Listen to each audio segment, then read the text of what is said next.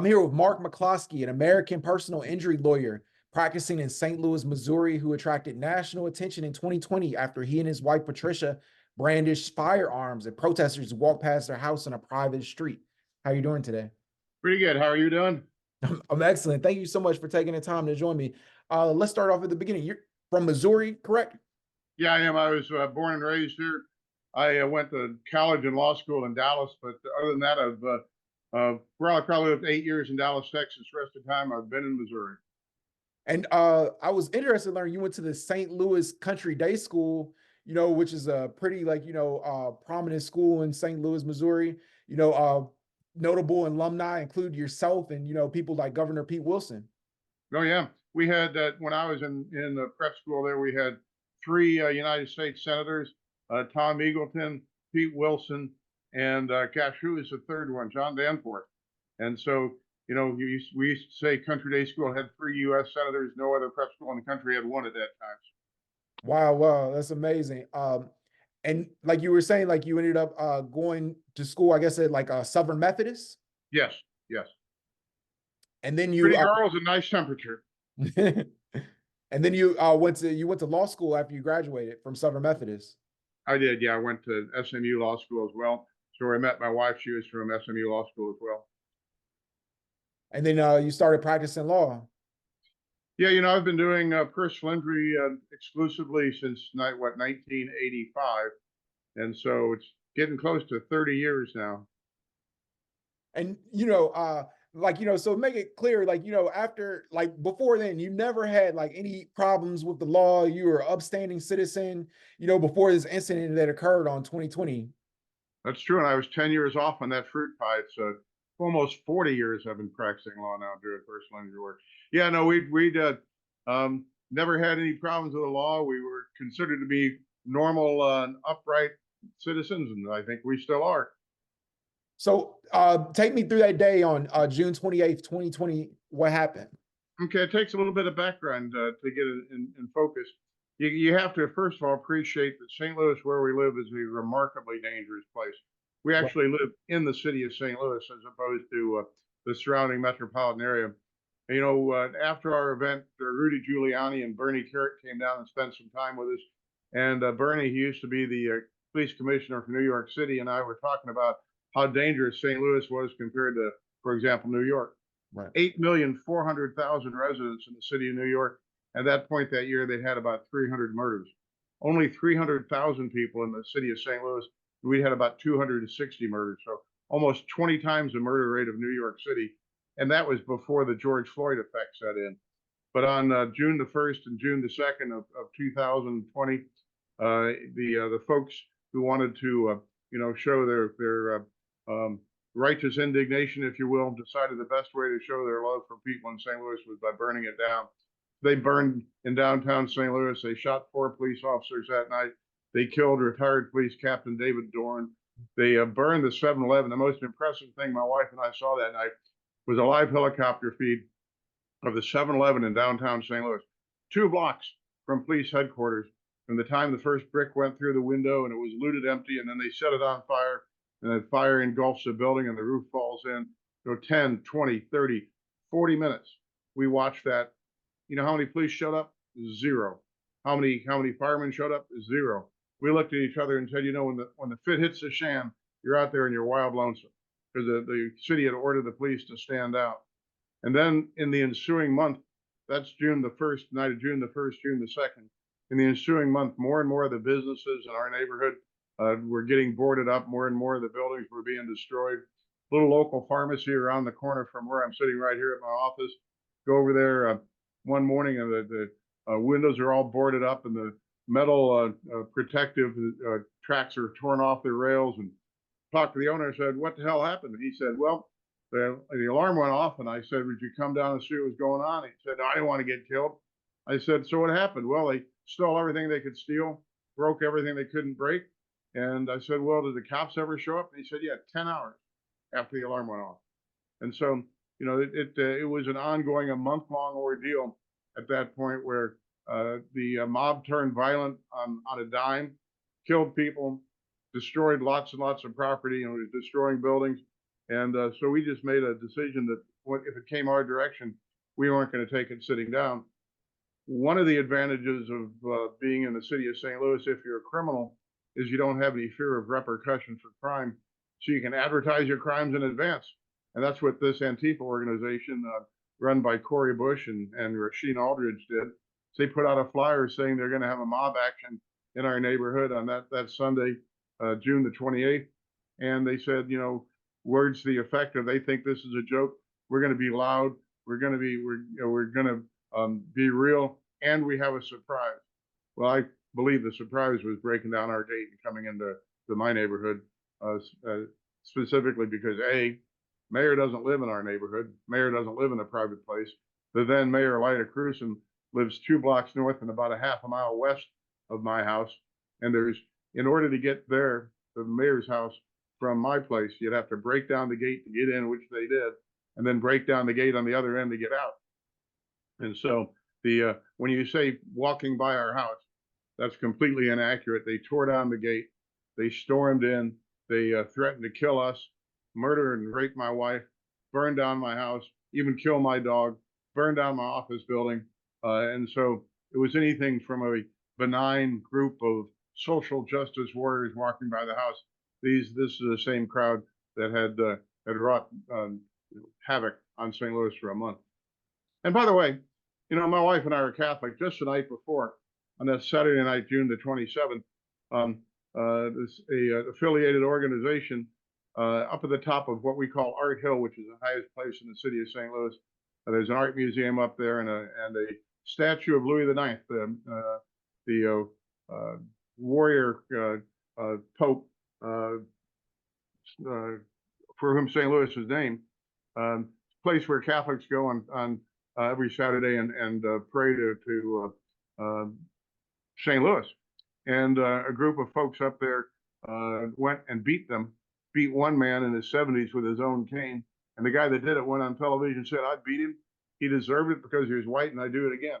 Well, that guy, you know, once again, that was the atmosphere in which we were living in St. Louis in those days. Most definitely. And you said a lot, like, you know, one of the things I can attest to St. Louis being such a dangerous city. I went to college in Illinois College, and the nearest big city was, of course, St. Louis. So like I would come and visit there, but I'd also like been visiting there since I was a child because I had relatives that lived in St. Louis. And I've seen like a lot of like, you know, crime like right in the open, you know, in St. Louis. East St. Louis as well. Like, you know, those are very dangerous places. Like, you know, I'm from Chicago, which is another, you know, city that has its own inherent dangers. And you talk about living in a private community and like reading the mainstream news outlets. One of the things that they try to do is depict it that they just opened the gate. But then there's photos like, you know, that depict the gate clearly broken. You know, there's some claims that the gate was broken after the left, or I'll take your word for it that the gate was broken. Like, you know, because like, why would you be in fear? Obviously, like, you know, I think like, you know, it's a lot of dishonest narratives floating around. And I don't like the way like your name was defamed because they try to portray you as a racist. But like when you look deeper into the story, you see like that's absolutely untrue. Can you talk about that? Like, you know, just as far as like the false stories going on, like around that time on social media? Sure. And, you know, amongst other things, I can send you photographs of the BLM guys wearing BLM shirts, stepping over the broken gate. I mean, when they claim that somehow that gate got broken later, that's just such nonsense. But, you know, I on the concept, well, let me do it this way. Sometime after all this happened, I got interviewed by an African American leftist commentator who asked us during the interview, what percentage of your clients are African American? I said, oh, about 85%. And then he looks at my wife and says, well, how many have fired you since? And she said, none. Why? I mean, it's ridiculous. We were at the time, we were representing a young man who was beaten by the cops after a car chase, and we had a lawsuit for him, an African-American gentleman about 20 years old, where on video, on the cop's own body cam, you can see them kicking him and beating him after he gave up. And so we were representing him on an unnecessary force charge at the same time that I'm being portrayed as this big racist. The fun thing is I'm over having my office boarded up at about 2:30 in the morning that same night. Because they threatened to burn down my office building, I came over here and had it boarded up in the middle of the night. I get a call from an African American client of ours at about 2:30 in the morning saying, "I see on the news everybody's saying you're a big racist." We all know you're not a racist. So, but that here's an odd concept: fake news, right? Right. I think like, man, it's such irresponsibility in journalism, and like such major news organizations tried to portray you that way, to the point where I was telling people that I should do this interview and they're like, you shouldn't do that interview, it's shameful. But then I started like researching the story, like, to be responsible. I make sure like I didn't want to like promote like, an agenda, or like, somebody who is an actual racist. And I looked into it, like none of the things that are put out about this story is true. It's not factual. They just like, kind of like, tried to portray it. One of the things is like, the idea that you're racist, but most of the people I saw in the photos were white. They were Yeah, protesters. yeah, and I haven't gone back and counted up, but a large percentage of them were what I call a bunch of dumb white girls, right? Just college age white girls that wanted to have a cause or something, and wanted to belong. But the other thing that the media portrayed, they portrayed my neighborhood as this white supremacist enclave, or right wing extremist enclave. Well, we're about the only Republicans in the neighborhood, but right across the street from us, or directly across the street, is an African American doctor. He's deceased now. His son lives there now. Next door to him are a couple of gay guys. Next door to me on my right hand side was at that time a fellow who's a Jewish persuasion, married to a black lady with two half African American children. I mean, it is as racially and as ethnically and as religiously diverse a neighborhood as you can possibly imagine. And so to call this some kind of enclave of white supremacy is more nonsense. But no one cares about there was a professor from Washington University, which was allegedly a premier educational organization, who actually went on television. I mean, Washington University is what, 2 miles from my house, claiming that our deed restrictions prohibited minorities, if you can believe that. I mean, our neighborhood was founded in 1888, and never, because I've read every word that's ever been in our charter, there's never been any, unlike other neighborhoods in St. Louis at the time that did exclude blacks and Jews, for example. Our neighborhood was one of the first ones that had absolutely no restrictions regarding race or politics or religion. And so it's just such nonsense but the press reports it the opposite. And you later ran for the Senate in 2022. Can you talk I about did. your experience of running for the Senate? Well, I mean, before I talk about that, I want to go back and talk about what the media didn't report, because the mob came back the next Friday, July the 3rd, specifically to kill us and burn down the house. And it's kind of hard to portray that as peaceful social justice warriors walking by the house. We'd gotten a tip from a client of ours Tuesday morning after that Sunday night attack on the house. A young black lady who'd been a friend of ours, a longtime client. We'd represented her and a number of her family members. We'd gone to her college graduation. There are times when we'd be the only Caucasian at family events. Felt like she was part of the family, but she turns out to have been a member of this Antifa organization. And she called up on Tuesday morning and said, "What you guys have done is inexcusable, and you're going to have to die. And they're coming back on Friday to kill you and burn down the house." And they were serious about it. We couldn't get any private security because nobody wanted the bad press. And eventually, I'd gotten a call from the White House on Tuesday saying, the president wants to express his support, and if there's ever anything we can do for you, let us know. And now it's Thursday evening, and they're coming back the next night to kill us and burn down the house. And I couldn't get any other security. So I called that number up and I said, "Well, you said there's ever anything you can do for us." Well, now is a pretty stinking good time. And so, and the next call I made was to Tucker Carlson. I'm sitting on the bench in the kitchen, and Tucker puts us live on the air and says, "The mob's coming back tomorrow to kill him and burn down the house." I can hear Mrs. McCloskey sobbing in the background. And city police have been ordered to stand down, and if we don't do anything, they're going to die. Well, to make a long story short, the mob does show up the next night, now numbering 1,000.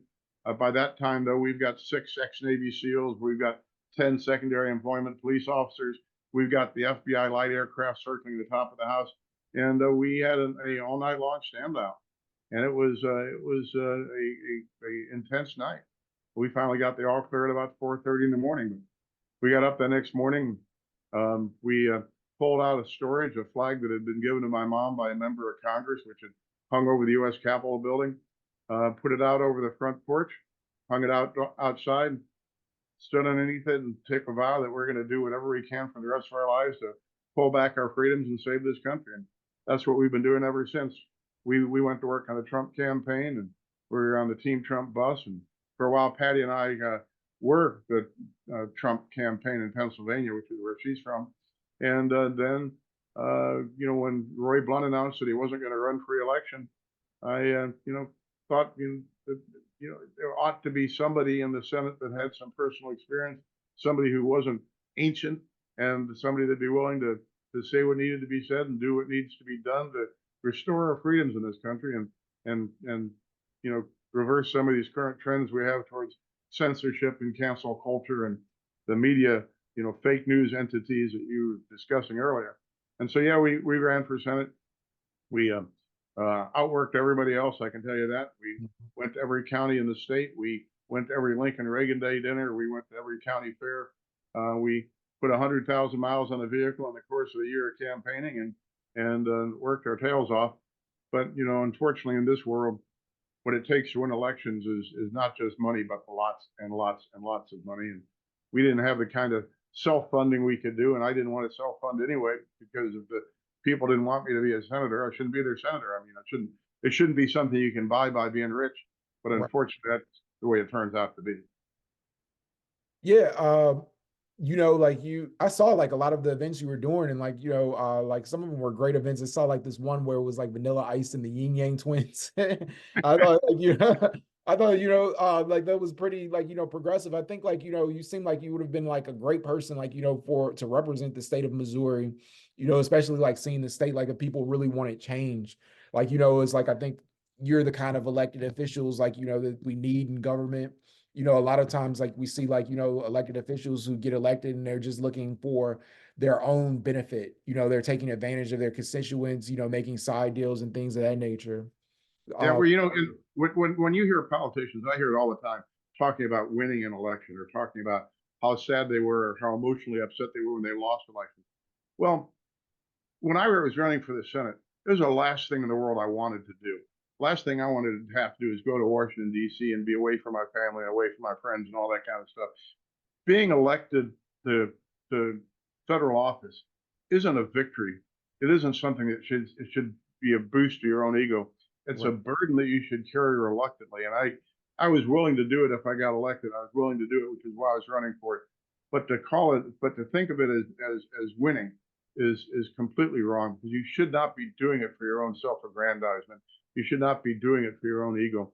You should only elect people that are doing it reluctantly because they feel an obligation to their country and to their fellow man to do what they think is right, no matter how much it costs them. But then you see these people get elected to Senate, president president included, who then make all kinds of money, and despite the fact that they have a government salary of what's not a lot of money in today's dollars, somehow they manage to live like kings, and there's something fundamentally wrong with that.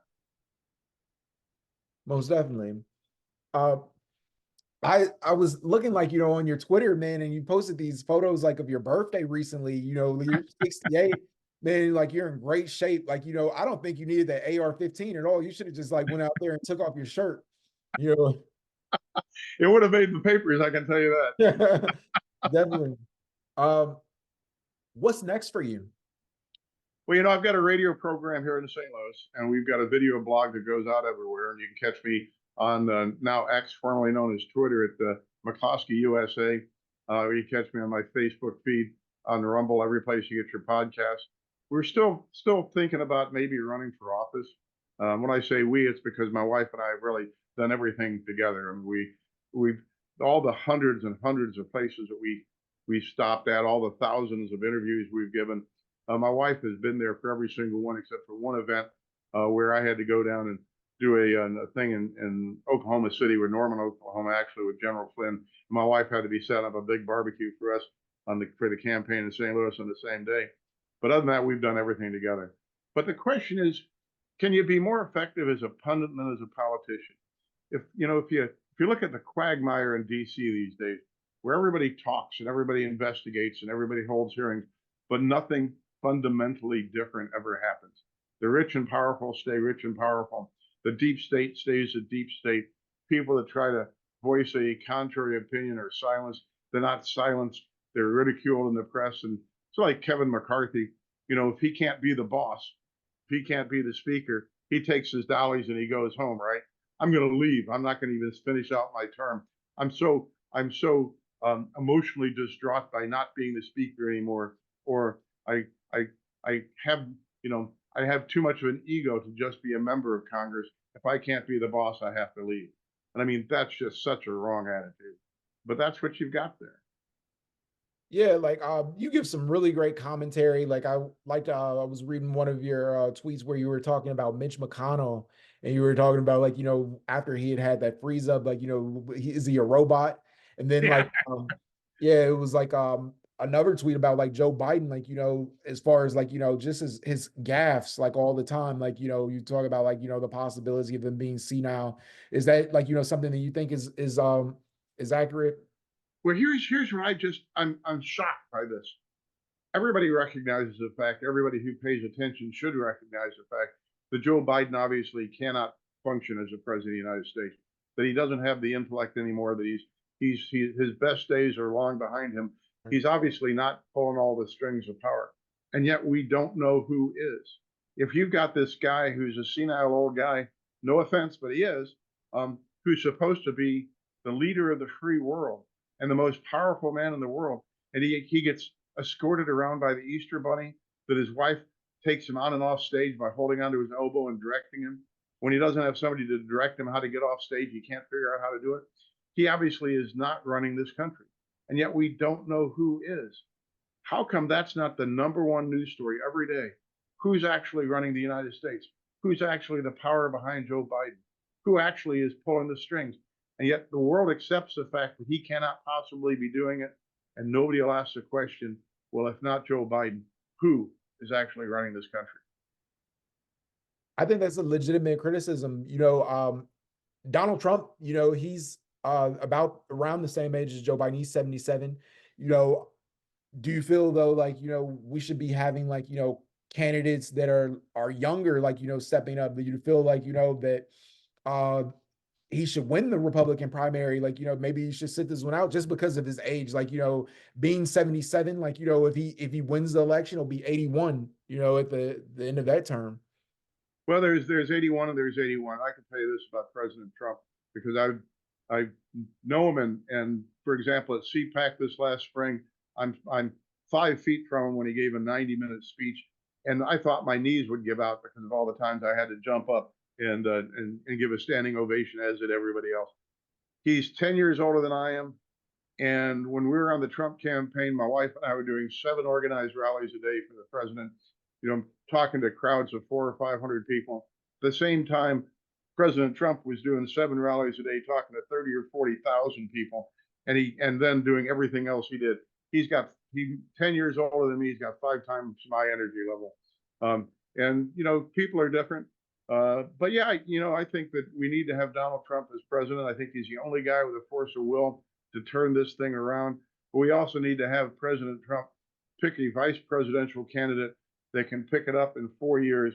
We have 12 consistent years of real conservative constitutionalist government where the whole concept is to restore the power to the people, to limit the influence of government, limit the power of government, limit the government's intrusion into everybody's life, limit the government's intrusion into the lives of businessmen. So to allow people to do what they can for themselves without being minimalized and marginalized by this great bureaucracy, these oligarchs that think they know better than us about how to live our own lives and spend our own money and make our own money. So if we can get 12 consistent years of good America First government, we can turn this thing around. Definitely. What are your thoughts though? Like, I think it was an article on CNN today where it was saying that Trump is putting every racial, ethnic, and religious minority at risk at a time of angry political polarization. What are your thoughts on that? Well, when I was on the Trump campaign, I'd be talking, for example, to Black Americans for Trump and organizations like that. It was pretty gosh darn easy to despite what the media says about Trump being a xenophobic and a racist and all this stuff, created the best employment rates for every subgroup in America, for women, for blacks, for Hispanics. We had the greatest economy ever. A high tide floats all ships. And when he was running the Trump organization in New York, we're out of New York, he had more women executives than any other big corporation. He had more black executives than any other corporation. He is the least racist, least misogynistic CEO of any company in New York, and yet the media doesn't care about the truth because they can't defeat him by policy, so they have to defeat him by lying about it. And and by the way, he is so different as a human being from the way he's portrayed in the media. He's one of those people that the first time you talk to him, you just like him. He's just one of these charismatic people. You talk to Donald Trump for 5 minutes and you feel like you've known him your entire life. He's a, to use the Jewish word, he's a mensch. He's a real mensch. He likes people. People instantly like him, and he likes being out there and doing the work for people. And it's just totally different than the kind of arrogant, egocentric, racist, homophobe that the media likes to portray him at. And now they're calling him an anti-Semite, despite the fact that his son-in-law is a conservative Jew and his daughter is now as well. And so the media doesn't care how ridiculous their lies are, as long as they say them often enough that they hope people believe them. I wanted to get your thoughts about Israel and Palestine. There's a lot of things. It's a very deep issue, but what's best for America in that situation? Well, that's what I was going to say. In considering all issues of foreign affairs and international affairs, the first question has to be is what is America's vital interest and what helps America the most? When people say, for example, Nikki Haley has said an attack on Israel is an attack on the United States. Well, that's not true. An attack on Ukraine isn't an attack on the United States.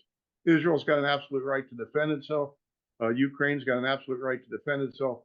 But when we have an open border, when we have 107,000 people a year, American citizens, dying of opioid deaths, the vast majority of which are fentanyl deaths coming from China through the southern border.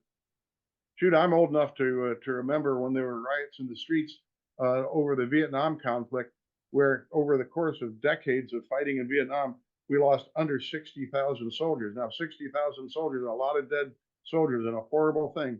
But when we have twice that many Americans dying every year from fentanyl, and we don't care about it, and we want to spend $100 billion defending Ukraine and tens of billions of dollars defending Israel when we won't defend our own borders, that seems like nonsense to me. Now, these days, if you say anything other than unconditional support for Ukraine, you're labeled a Putin pawn.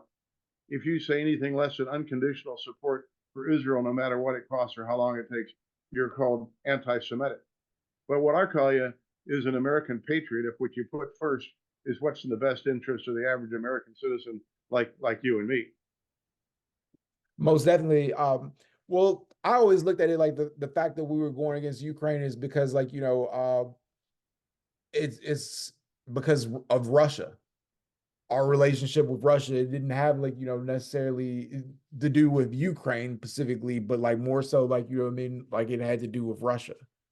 Yeah, and And you got to consider this though, that there are people in the deep state that have wanted to have a war with Russia for a long, long time. And as Tucker Carlson mentioned the other day, a lot of this may have to do with some old family history. I mean, a lot of Eastern Europeans were murdered by the czars and then subsequently by the Soviet Union, and their families were decimated and they were destroyed. I mean, between the Russian Empire and the Soviet Empire, tens of millions of people died and were executed, and a horrible thing. But now you got to look at the real world. In the real world, Russia's got an economy about the size of Italy or Spain. It's got a relatively small population for a giant landmass. They really don't pose a threat. They ought to be, in my humble opinion, made into an ally if possible, because we have one real existential threat, to use the deep state's terms, and that's the People's Republic of China. The Chinese Communist Party constantly vows to destroy us economically, militarily, and socially. They now have the power to do it. They've got an army which is huge compared to ours. Ask your average listener, how many people do you think are in the United States Army? and they probably have come up with a number in the millions. It's really 450,000. I mean, the Iranians have a bigger army. The Turkish army's bigger. The Russian army's twice our size. The Chinese army is 4 times the size of the United States Army. But more than that, they way outnumber us in military vessels. They have hypersonic missiles that are undefensible by the United States technology. They have their reusable space plane, which is circling the Earth right now, deploying mysterious objects, which we don't know what the heck are. But there's one real military and political threat to the United States right now, and that's China. And by constantly threatening war with Russia, we're just pushing Russia closer to the Chinese to create a unity there. We should be trying to drive a wedge between Russia and China, not pushing them closer together. And Russia, in my humble opinion, contrary to the propaganda that's being promulgated by virtually every news source, Russia does not pose a threat to the United States. Russia does not have the resources to battle us directly. But we similarly no longer have the military preparedness where we can project the kind of force halfway around the world that we could 20 years ago. This is not the United States military that existed during the Gulf War in 1991. This is a decimated, woke, ill-prepared, and ill-equipped military that we've allowed to deteriorate to a position where the world is no longer in awe and respect of our military force. And once again, you go back to what's best for America. What's best for America and what's best for you and me is to have a strong military which is feared and respected around the world, so you don't have to worry about,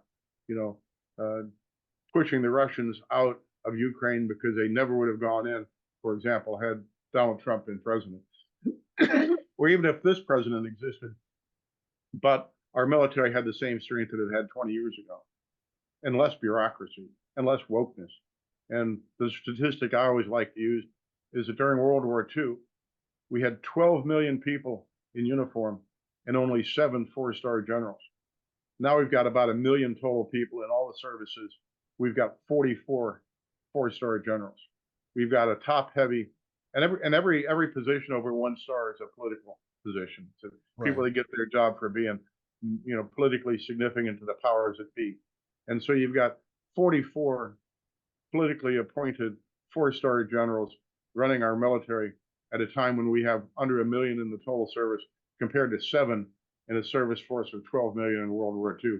And that just, once again, that gives you a bloated top end of bureaucrats rather than people that are really dedicated to a true fighting force. And you bring up some great points. You mentioned China. I just read like not too long ago Peter Schweizer's book Red Handed. It's a great book. We live in such polarizing times. What do you feel like is a solution, like, to bring, like, this nation together? Like, you see everything is right or left. We can't agree on anything. How do we find, like, common ground? Well, I think the first thing to do is to make people understand that what's, I'm trying to find a good way to say this. Right now, the press and the deep state is doing everything they can to divide us. His whole concept, for example, the 1619 Project and critical race theory is to try to drive wedges between people. And then within the Republican Party itself, you've got what we call the rhinos, Republicans in name only, and the people that truly believe in limited government on the other hand. And the media always tries to drive that wedge between every group and every subgroup, men versus women, rich versus poor, black versus white, everybody versus everybody else. And now Palestinian advocates versus Israeli advocates. I mean, and the more, and think about it, the more you put stuff on television, the more you put stuff on the web, the more people wish to do that, because now everybody's claim to fame is how many hits they get on their X feed, right? Or how many pictures they can get posted on the web of them doing something. So you create a crisis, and the crisis grows because people thrive on it now. So how do you end that? By ending the causes of it, and that's the poverty and the normlessness. I think that's a phrase I use. Emil Durkheim was a philosopher that had this term anomie, normlessness, and that's what the left and the deep state has been pushing my entire lifetime, which is now almost 7 decades. And and that is that instead of all pulling in the same direction, instead of having a uniform goal, instead of being that thing that my ancestors came from Europe to be part of, and that's a melting pot where no matter where you came from, you saved, you worked hard, you conformed to the American dream, and you made something of yourself. Well, I've got a daughter who's 34, and she tells me that what they're taught in college these days is not a melting pot, but the solid ball.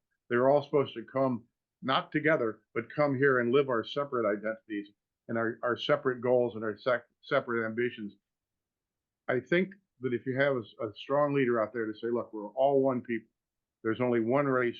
It's a human race, that we're all one people. If we all pull together towards a common goal of making our future brighter, our children's prosperity greater than our own, our security greater than our parents' security, the people will see that you can all pull together and it can benefit everybody. But I think you have to actually have that success, and you then have to throttle. And I hate to use that word. Right now, we've got a media empire which hates America, which hates freedom, which hates individualism, which hates unity more than anything else, because unified people are the only thing it can't defeat. And so you got to find some way of making the media accountable to the people rather than making the people accountable to the media. Thank you so much, Mark McCloskey, for taking the time. I really appreciate you. I appreciate it, and I look forward to. I hope we can have this conversation further down the road. Most definitely.